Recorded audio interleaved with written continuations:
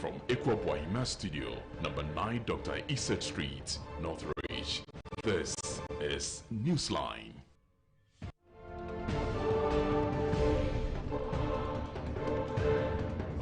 Live from Ekwabwaima Studio, number 9 Dr. Iset Street, Northridge. This is NewsLine. Well, it's 10:30 p.m. and the news just got started. Good evening and welcome to Newsline on Metro TV. We're live on DSTV, channel 277.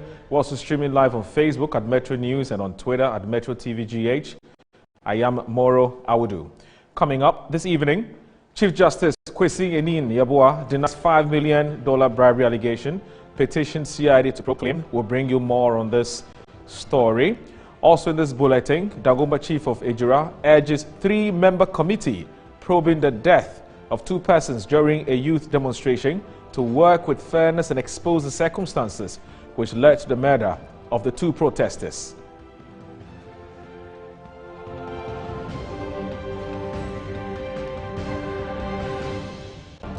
Newsline is always brought to you by Delta Paper, producers of Flora disposable tissue. Newsline will be right back.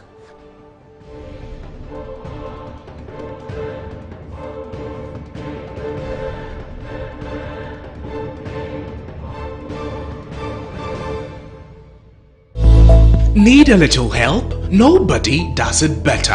At UCS Facility Management, we give you the best in janitorial services, which include high-rise window cleaning, office cleaning, post-construction cleaning, facade washing, deep cleaning, carpet cleaning, swimming pool cleaning, and event janitorial services. Locate us at Jowolu, JA Plant Pool premises, or call us on 0501 666 322 or 0203 299 212 or 0203 299 234.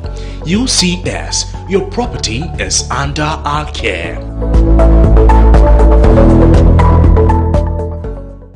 Did you know that cloth handkerchief gets dirty and wet after wiping your sweat or blowing your nose with it?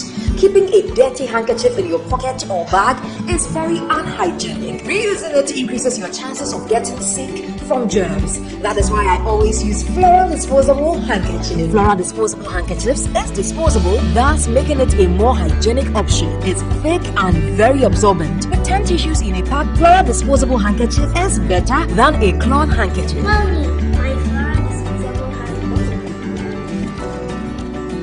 The Flora toilet roll, Flora multi-purpose paper towels, Flora table napkins, and Flora box tissues in a shop near you. For both purchases, call Delta Paper Mail on 0243 033 033.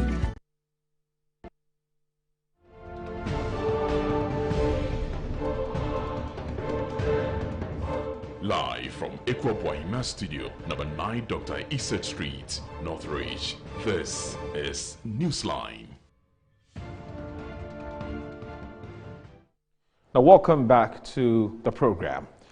Now, families of the Ejura killings have called on the Justice Clemson Committee, currently probing the incident, to be truthful and honest in the discharge of their duties.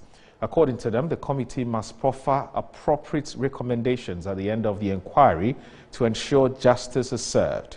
They made this known when they appeared before the Justice Clemson Committee of Inquiry on Monday, July 12, 2021, to participate in the ongoing inquiry.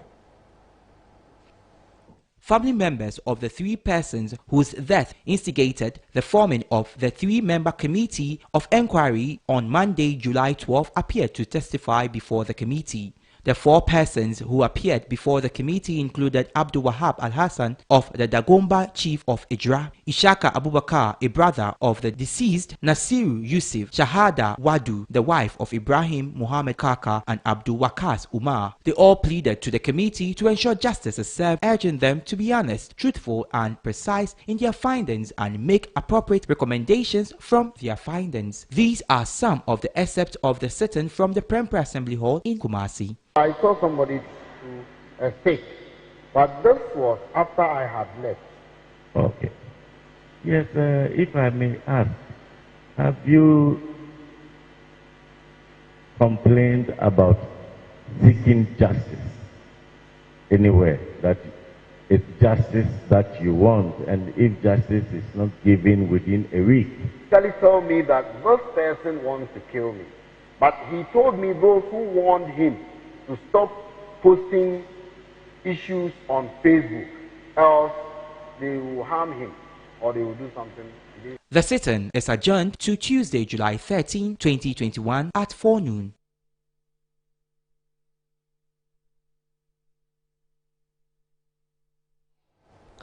Now, the Chief Justice, Kwesi Enenyaboa, has referred a $5 million bribery allegation leveled against him by a lawyer to the Police Criminal Investigations Department for investigations.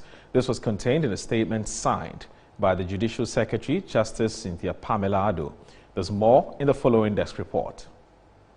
The Efutu chief had earlier claimed that one lawyer, Kwesi Efrifa, has not refunded a sum of $5 million intended for what he termed ways and means meant to be given to the Chief Justice for a favorable outcome in his court trial against Ghana Telecommunications Company Limited. In a rejoinder cited by Metro News, Ojedum Kwesi Atta VI said he has neither met the Chief Justice nor engaged him in any way, denying all allegations of intended bribery or actual bribery against any judge, including the Chief Justice. He explained he has applied for a copy of the said response to his petition against lawyer Kwesi Efrifa, in which those fabrications and allegations, he added he will appropriately react to the General Legal Counsel's upon receipt of the said allegations. Meanwhile, lawyer Kwesi Efrifa has also vehemently denied having requested for a sum of money Ojedum Kuprano Kwesi Atta VI to obtain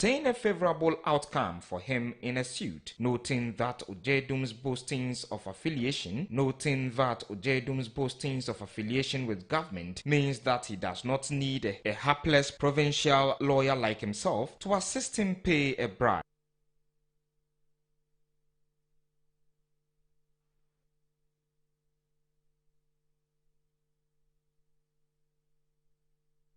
Well, former Deputy Finance Minister under the Edswell Mahama administration, Kesil Atuforsin, has dismissed reports that the First Lady Lordina Mahama and Second Lady Matilda Emisa Atta were paid salaries during the Mahama regime. He was reacting to reports on social media that sought to question the moral right of the opposition NDC to kick against the payment of the salaries for spouses of both the president and his vice, when same was happening during the Mahama administration. But the minority spokesperson on finance, Atuforsin, says the reports are totally false. In a tweet, the former finance minister, deputy finance minister, asked Ghanaians to treat the report with the contempt it deserves. He's asking the finance ministry to issue a statement on the matter to set the records straight. Meanwhile, media reports are indicating that the first and second ladies, Rebecca Kufuor and Samira Baumia, may decline the offer in the coming days. Metro News will keep you updated.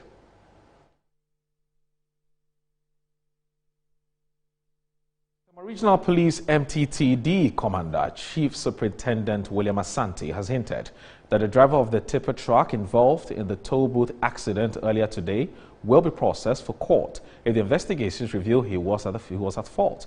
This comes after the driver of the tipper truck loaded with sand crushed a vehicle and a toll booth on the Tema motorway, injuring about 7 persons. Here's a report filed by Shadrach Odamejari. According to Bismarck, the security man on duty, the Sino truck with registration number GG3542-20, which was running on a top speed, rammed into one of the 6 toll booths at the Tema section of the Tema Accra motorway. The tipper was on a top speed. So when it gets here, for me, I thought the driver was sleeping, because when the thing happened, I was not this thing. He just came direct, hit the boot, climbed the car, pushed the car away from the toll booth. So then we rushed to the place. The boot was down, and he has also passed through another, our cleaner who cleans here. One of our cleaner who cleans here. He passed on one of the cleaners. The victims, including a pregnant woman, were rushed to the Tema General Hospital for care. The medical superintendent of the facility, Dr. Richard Anthony, earlier spoke to Metro News. 7 are here, 5 males and 2 females. Out of the 7, 2 are critically ill. The other 5 are stable. One of the females is a pregnant woman. She is stable, up and about, walking around. However, we are assessing all of them. One of the critical injuries is someone who may lose 3 limbs. One of the 7 victims, Isaac Clemson, a 56-year-old cleaner who lost both legs and an arm, however lost his life after the surgery. A colleague of Isaac Clemson, Rebecca Abuaje, recounts what happened.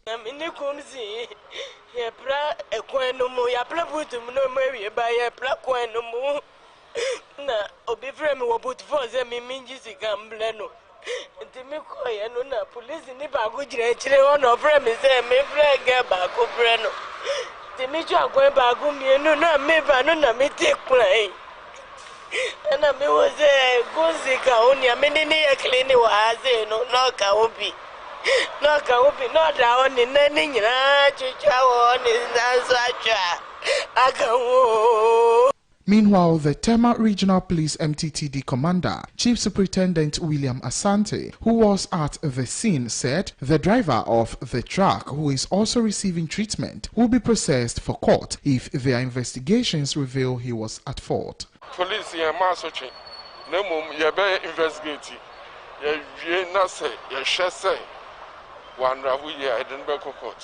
Some of the victims who were occupants of the Toyota Saloon car, which was damaged in the accident, are also stable and are responding to treatment at the Tema General Hospital. Reporting for Metro News, Shadrach Odami Ejari, Accra.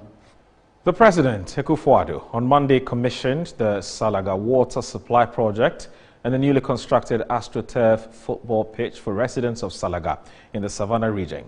The President, who is on a 2-day tour of the Savannah region, also inspected ongoing works on the 71-kilometer Bunjai to Fofosos Road, which connects the Bunjai to Yape through Tuluwe and Kusou to Fofoso. The President also inspected ongoing works on the 71-kilometer Bunjai to Fofoso Solar Road, which connects Bunjai to Yape through Tuluwe and Kusou to Fofoso. The Salaga water project, which cost over 13,000 cedis, has the capacity to supply some 20,000 gallons of water a day to residents. The project also involved the renovation of 2 quarters for staff of the Ghana Water Company Limited in Salaga, as well as the provision of a new 100 kVA transformer and the installation of a new booster station to distribute water from the new concrete underground will help connect the eastern to the western parts of the Savannah region and also reduce travel distance between Damango and Salaga. The project, which was started on 27 February 2020, is expected to be completed on 25th August 2023. Contractors say work is 30% complete. Meanwhile, the Pembera thanked the President for the infrastructural development in his area. Mr. President, this development obviously will have positive impact on the life of my people, and I am in diverse way, and also give the municipality a facelift we've never expected. I'm very happy to hear about the facelift that has been given to Salaga and the development initiatives that are successfully taking place here. So I'm looking forward to working in a very close and fraternal way over the next 3.5 years to consolidate your rule here in the Kwengbe area. We can now return to the Chief Justice bribery allegation, or the bribery allegation saga, where the Alliance for Social Equity and Public Accountability, ASEPA, says it has invoked the original jurisdiction of SRAJ to investigate the Chief Justice pursuant to Section 71AE of the SRAJ Act. ASEPA has also invoked the supervisory jurisdiction of Parliament to set up a committee to investigate the allegations of corruption not only against the Chief Justice, but the entire judiciary. Mr. Thompson is the Executive Secretary of ASEPA, and he joins us on Zoom for more on this. Good evening, sir. Thanks for joining us.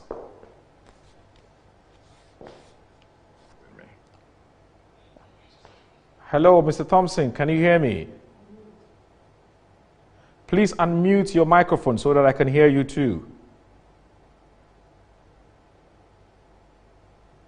Mr. Thompson, if you can unmute your mic, it would be really helpful to this conversation. Good evening, sir. Yes, Moro, I can hear you. Can you hear me? Very well, I can hear you too. What exactly are you seeking to do with this petition that you have filed? First of all, I think that we don't have any prejudice towards the Chief Justice. This action is without malice towards the Chief Justice. I think that it is in pursuant of justice administration in this country, not only justice administration, but in furtherance of our democracy as well, because the judiciary is an integral part of our democracy. And so when there are allegations of corruption that seem to cast a slur on the image of the judiciary, you would want to clear it so that there is no doubt lingering on the minds of the people that justice is perhaps for sale in this country. And so we have taken this step to help get to the bottom of this matter so the Shuraj can investigate the matter and then get to the bottom of it so that any iota of doubt is removed in the minds of people. If the Chief Justice is found to have accepted those bribes, well, we would invoke other aspects of the law to bring punitive sanction against him. If he is not, then I think that whoever made the allegations would have to also face the full consequences of the law. And so I think that that is the kind of thing we want to achieve, so that we don't leave this thing unattended to and continue to allow the battered image of the judiciary to prevail. Why are you petitioning both Shraj and Parliament, or for that matter to say the Speaker of Parliament, when indeed the Chief Justice himself has referred this matter to the Criminal Investigations Department of the Ghana Police Service? He says, look into this. Somebody says that I am actually asking him to pay bribe. If indeed it is the case, then arrest me. Why would you wait for that process to be exhausted? Why are you petitioning both Shraj and the Speaker of Parliament when the CID is already looking into this matter? Well, the Chief Justice does not have that authority to even refer the matter to the CID in the first place. And as a matter of fact, the CID does not even have jurisdiction over this matter. And that is why I've said a number of times today that I'm quite surprised that the Chief Justice has decided to take the steps to purge himself of the allegations. I think that the more appropriate step is for him to submit himself to a thorough investigation by Shraj. If you read Chapter 24 of our Constitution, specifically Article 281 under the Code of Conduct for Public Officers, it clearly spells out how allegations of corruption and bribery must be dealt with. Section 7A, Section 7.1, A and E, also of the Shraj Act, clearly also tells us how these allegations, when they come up, they should be dealt with. It puts the original jurisdiction in matters of bribery against public officers with Shraj. And so for the Chief Justice to bypass the Shraj investigation and say, I'm referring the matter to the CID, for us, we think it's an abuse of office. And it's maybe perhaps an attempt to use the CID to purge the Chief Justice of those allegations. But if the Chief Justice is really clear in his mind that no crime has been committed and that he is not guilty of any of the allegations leveled against him, the best he can do is to submit himself to an investigation by Shraj. It's only when Shraj comes out with a report exonerating him that he can clear his name. Right. Have you received any acknowledgement by these two institutions that you have petitioned? Yes, in respect of Shraj has written back to us this afternoon and explaining how our petition is receiving serious attention as we speak, and formal investigation commencing into the matter. In respect of Parliament, we haven't received any response from the House yet, but we're hoping in the coming days they'll respond accordingly. All right. It's always a pleasure talking to you, Mr. Thompson of ASEPA. You have a good night. That's Mr. Thompson, the Executive Secretary of SEPA, talking to Newsline tonight. We move on to the chairperson of the Roads and Transport Committee of Parliament, Kennedy Nyakwose, who is bemoaning the level of indebtedness to the transport sector. Speaking with Metro News, Sandra Fosu Diwanu on Good Afternoon Ghana, the Akim Radio Member of Parliament demanded for bold actions from government in managing the road and transport sector. It has a total road network of 78,401 kilometers. Out of this road network, the good one, when they tell you, they say good ones, like it's either be asphalted or properly bitumen surfacing. Okay. We have just about 41% of this road network being in good condition. Almost about 51% is either good or bad, fairly good or bad.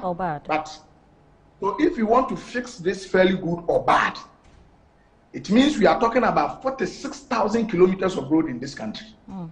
How long are we going to use to fix this road? Per my simple calculation, my layman's calculation that I did, and I did this based on the average cost of a kilometer of bitumen surfacing, which is about $400,000. So if you want to fix 46,000 kilometers of road, which are in fairly good or bad state in this country, we will need a minimum of $18.5 billion to fix this road. We are talking about 109 billion Ghana cedi. Do you have that money? You don't have.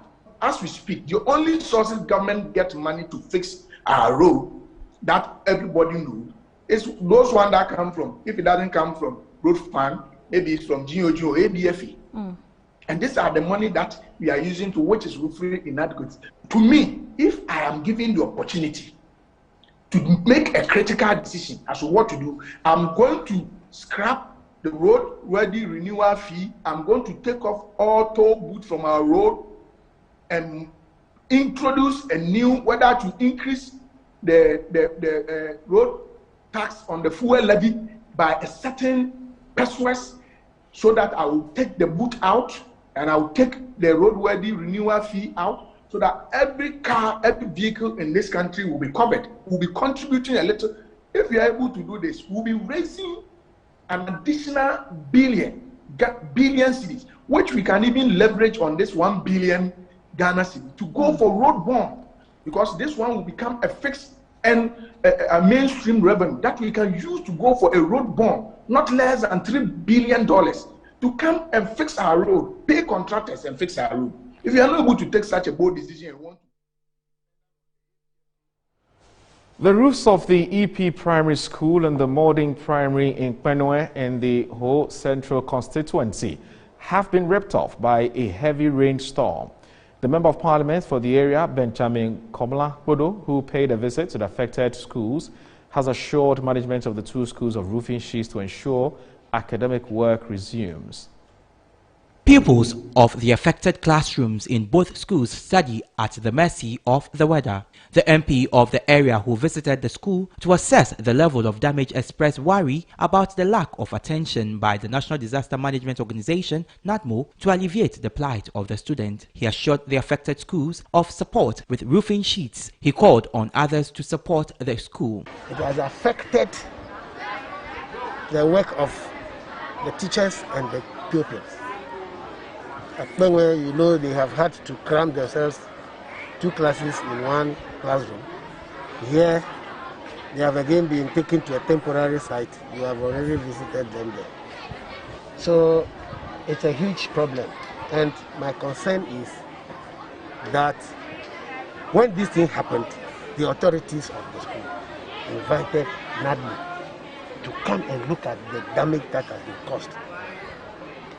This is a disaster, and it is their responsibility to, assist the agencies, the people, to get relief, instant relief. But in whole here, I am shocked. NADMO is completely non-responsive, and this is not the first time. The head of the affected school spoke to Metro News on some additional challenges affecting their school. And the structure you see behind me house classes 4, 5, and 6. And the recent rainstorm last month managed to take off the roofing on top of the class. So the children or the students were without class. So we went and then appealed to the PTA, and then quickly they gave us a temporary structure which is behind us or in front of us right now. We have teaching and learning materials to aid our learning. Though we have a room for ICT lab, we don't have not even a single computer in the room. But we have set up the place so that in case of any help from anywhere, the place will be fixed. We have wired the place, we have other electrical things in place. The roofing of the school is expected to be completed before the new week begins. All right, so all too soon, this is where we draw the curtain on today's edition of Newsline, brought to you by Delta Paper. That's the producers of Floral Disposable Tissue.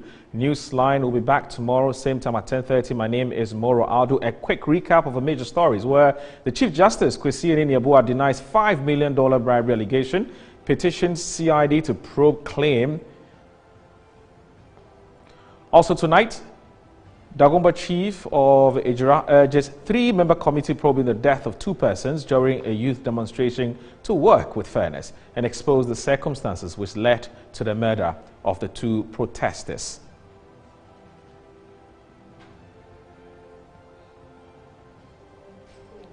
I want to thank you very much for watching Newsline. My name once again is Moro Aldu. The news never sleeps. Bye-bye.